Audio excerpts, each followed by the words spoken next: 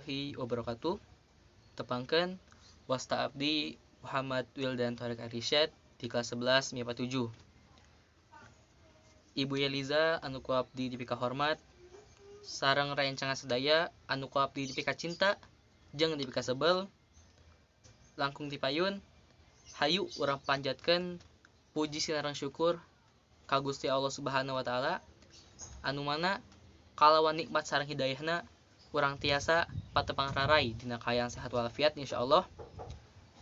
Teu hilap salawat sareng salam mugia tetap dilimpahkeun ka junjungan urang sadaya Nabi Muhammad sallallahu alaihi wasallam, ka keluargana, para sahabatna, nepi urang sadaya salaku umatna.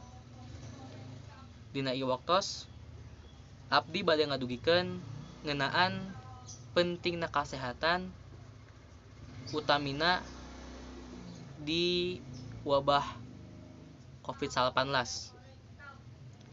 Sapertos nu urang sadaya terang, Indonesia teh nuju ka keunaan anu arana wabah COVID-19. Jeung nepi ayeuna oge kasus dina COVID-19 teh geus tos leuwih ti 2000 kasus. Nah, bisa gitu aya sababaraha faktor anu mere peran dina panyebaran COVID-19. Sebut bae oknum masyarakat.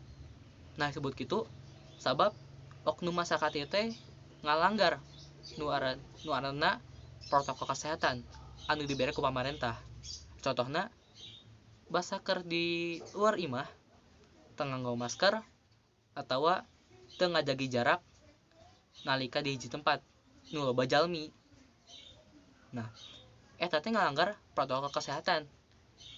Padahal protokol eta teh dibere ku pamarentahnya jang ngajaga urang sadaya ambe panyebaran Covid ieu teh teu beuki loba kasus.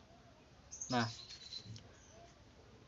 oknum masyarakat siga kieu teh nunjukkeun kurangna kesadaran dina diri masyarakat eta.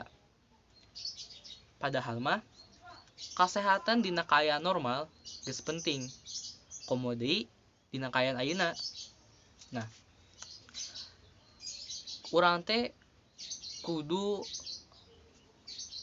ningkatkeun kesadaran urang lamun kesehatan teh geus penting.